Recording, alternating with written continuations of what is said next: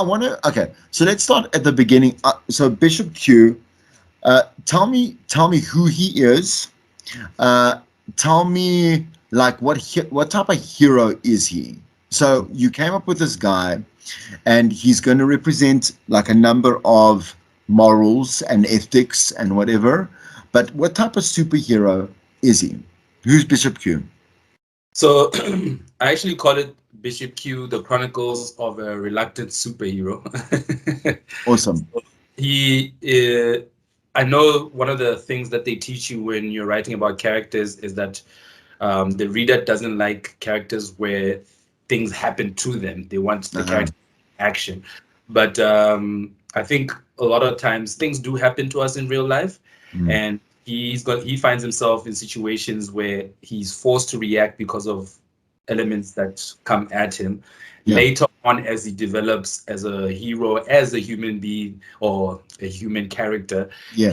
he starts taking action, especially given the power that he now finds himself Mm. having in his hands.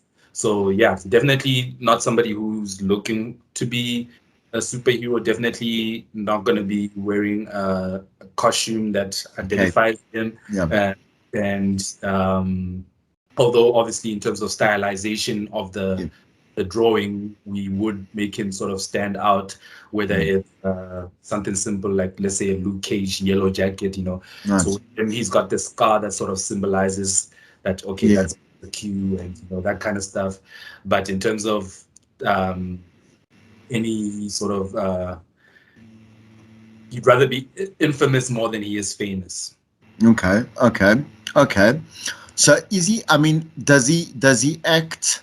So I know you're being secretive with the powers. Is that something that's going to? Because again, just to kind of contextualize where I'm coming from. So the media has been exposed to the preview, but also you can find issue one available right now, right? So That's correct, yeah. yeah, so that you can go out and you can buy it. Again, so you guys have allowed us a little bit of a preview, which I think is okay. You know, in the terms because I want to ask a little bit more, like a couple more questions about it, find out more about it. Is it so in issue one?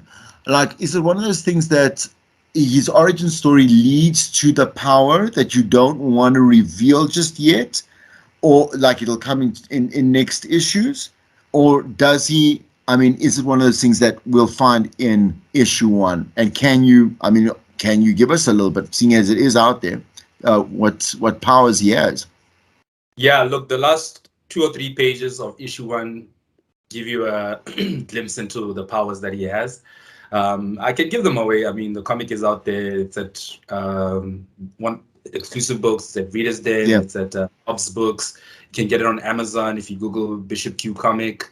sure, So the power involves time traveling. right. There are Just want to some talk about it.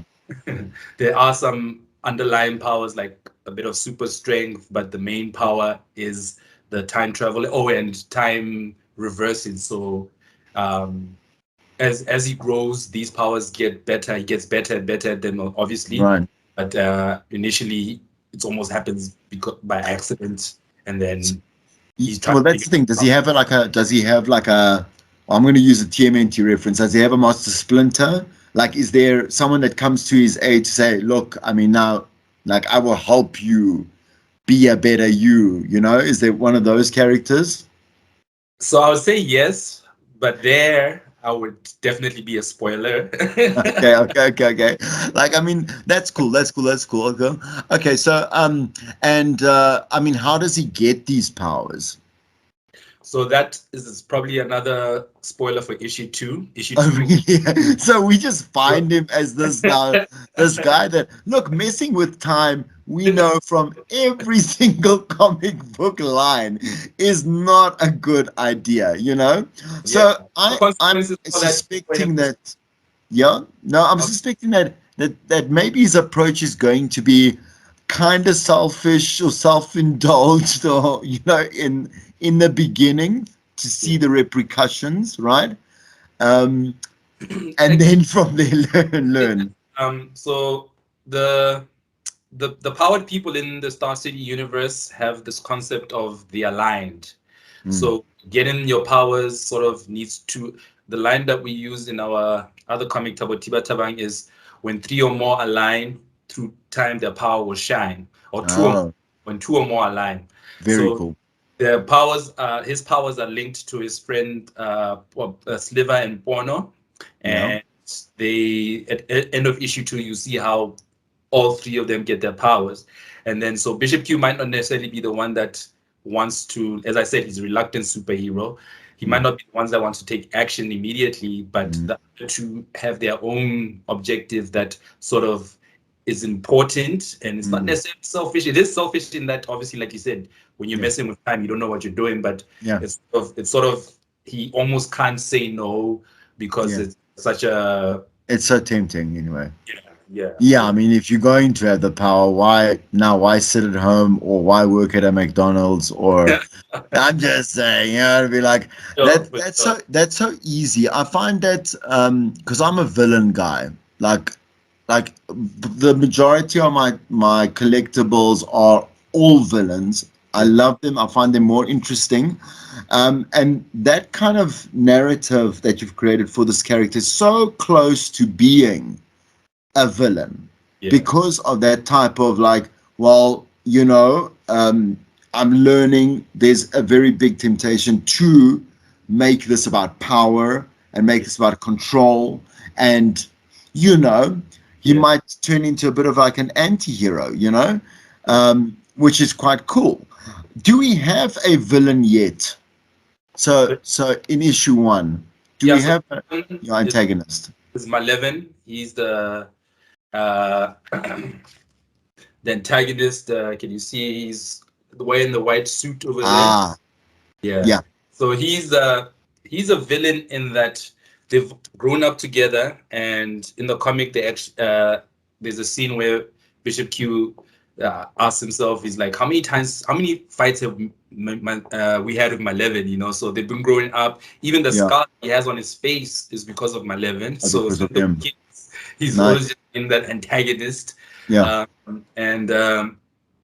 He is going to have a bigger part to play in terms of the universe, and we're going to learn more about not so much his backstory, but more his development in terms of the decisions he makes later in life, Yeah. because the tragic event that happened to them affected him as well, because there was a third party who was both their friend, and obviously as we grow older, I think even the worst of us starts getting a little bit, hopefully getting a little bit wiser, a little bit better humans. Yeah. Well, the thing is, again, with that in specific, it's with antagonists specifically, is one of those things where you want to still make them likable, because that's the thing. So with personalities, all are different regardless of where, I mean, in real life as it is, but we can have a lot of likable different personalities. So we can have the likable bitch and we can the likable villain, So what parts of both characters can people directly connect with, so that I'm like, oh, I see myself in this, or I love this part of, so we have like I say, our hero and our villain. Yeah. So Malevin, I think people will like his swag. He's ambitious. He's a guy who goes out and gets what he wants, and not really make excuses about things in the past. Bishop, I think he's gonna have to grow on people. I think, like you said, being the reluctant superhero, people might be like, "Come on, dude," Yeah, just do it.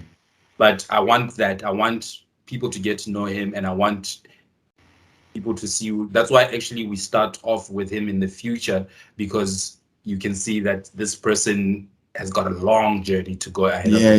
Yeah.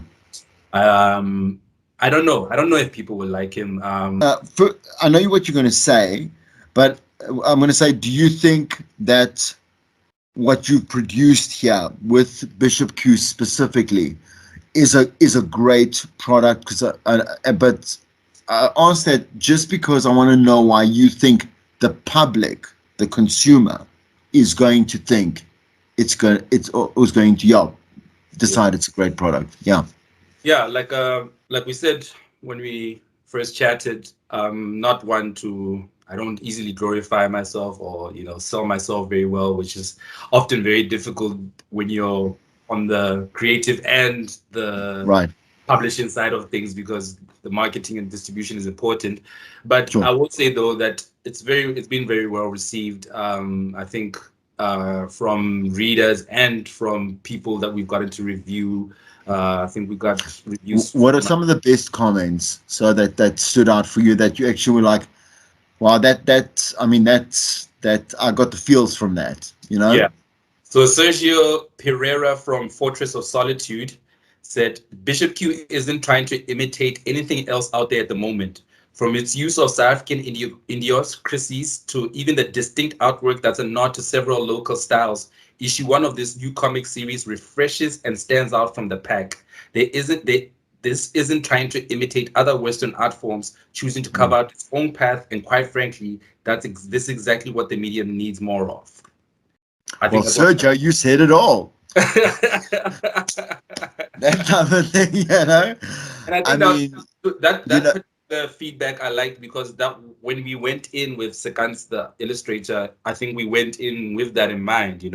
Obviously my writing is very localized. There is subtitles in the comic, for the reader that's not necessarily locally, but the style, even though that we chose, I told Scan, we went with a very Southern African kind of style, and we just sort of, updated it and make it more. More cool. Look, if you go through the comic, you will recognize, if you're a South African, you will recognize certain places. You will definitely recognize. I mentioned to you before. I don't know why. Like I say, the Merc and the Mercedes or the BMW is just so. It's so South African. I know it's everywhere else, but I feel like every second car is a Merc or a BMW, and it's chasing you down the 5th lane, the fast lane. Anyway, but I was okay. So here's Okay, tell me. Let's quickly just step back now. Give me some social commentary on what you're observing in the geek space, both good and bad. So the geek space is similar to the hip hop space. So you got purists, Okay, yes, for sure. If you have not read every single comic, if you don't know every single character, if you didn't know what they said at this point in the movie, in this tone with this, then you're trash. I know. I can't stand purists, But there's a place for them as well. They keep you honest in terms of, a lot of, particularly in hip hop, a lot of things come along and it seems cool. It seems, especially when you're younger, and it's the fad at the time, and nothing wrong with that. Things must evolve, and they naturally will evolve. But you always sort of need a center, somebody who, like you said, or you say the master splinter who will say, listen, bring in the TMNT. I'm loving it more. Again, I've said this before in other interviews, but it's the most prevalent thing that I see. If someone is new to the culture, right, they'd rather not educate them. They'd rather berate them. But why are you even here? That type of thing. What you've described is someone that has enough experience. You understand that they are guiding. You understand. They're not just judging. They're not reviewing. So that works because, again, like the misinterpretation of a genre, right? And we say that as a genre because it's so there's fluidity. There's so much fluidity. But like once you step too far away, like it becomes like an offense. Like you must now you have broken a law, you know? I've And got a that friend who I don't think he watches any of the Marvel movies. He loves just comics. He saying, loves I mean, you comics. must crucify that person Just that like just like the right like of the comics. yeah, like that raped R&B culture. You must be like, no, now we're bringing up the cross, my friend. Uh, Yeah. And in terms of like what I'm happy about is that I think we also spoke this about this as well in terms of the classic nerd geek, yeah, the guy who wears glasses and who is yeah, maybe shy and he's the all in. yeah. And what on the flip side, you get the guy who doesn't necessarily fit that model, but they Mm. actually love comics. They actually Yeah, and I think what I've seen from the cons that we've been is that everybody comes out on that day and mm, realize this community is just yeah, a slice of the bigger population and everyone is in there and yeah, everyone just comfortable here and everyone just like you yeah. said Again, it's one of those things where, and this will be my last comment just in terms of like the social commentary, but when you walk into like a comic book store, it even I feel out of place. Does it yeah make sense? So yeah at some of them, it's so. But you know what? I went to one recently. I'm not going to sell them now, but they were so. I mean, they're obviously brand new on the market, right? But they also hired like the correct people because they are like like they're very like one approachable. They approach. I mean, you and they immediately have a conversation. They're yeah not like, can we? What are you here for? What do yeah you need? They have a conversation with you. I love that. I really enjoyed that. So that was a win, and I think a lot of people know which particular store I'm talking about. That's really winning at life. Yeah. I know we're talking comics here and I keep going back to music, but I had an experience a long time ago when I was in high school and I Yeah. walked into a probably a musicer or something or hi-fi club, I can't remember. And you go in. Remember back in the day, you used to go in and Yes, you could listen to. Yeah, yeah, yeah. Yeah. so I asked the salesman, I was like, hey man, I'm looking for this Lenny Kravitz single. And he was like, Lenny Kravitz doesn't make singles. Okay. Wow. I did not Yeah. know. I know exactly what you're talking about in terms of that. But Yeah, yeah, yeah. whereas, he could Okay. have given me the same message to say, listen, the guy actually does only albums and here are the Yeah, albums, yeah. Did you like, know that? I mean, yeah, like yeah, you're not comic book guy from The Simpsons. yeah. Like, Exactly. yeah, so that they And can connect with you on your socials. yeah, on our socials, we're on Facebook, Cosec Media, we're on YouTube, Cosec Media, Twitter, Cosec Media, Yeah, Instagram, Cosec Media. that's You'll great. find it there. Yeah, yeah. Awesome. Okay, so to close up, do you have your own superhero saying? So what's Mr. Kane's? Captain Kane. You're Captain Kane now, you know? So I don't know. I don't know if I have one, but I'll say go forth and do good. okay, that's it. All right. Man, you're not a villain. I would just be like, everything is mine. You'll find out. So like, you'll find out I in have villainous in a moments. moment. Not a villain, but I have villainous moments. That's it. Yeah.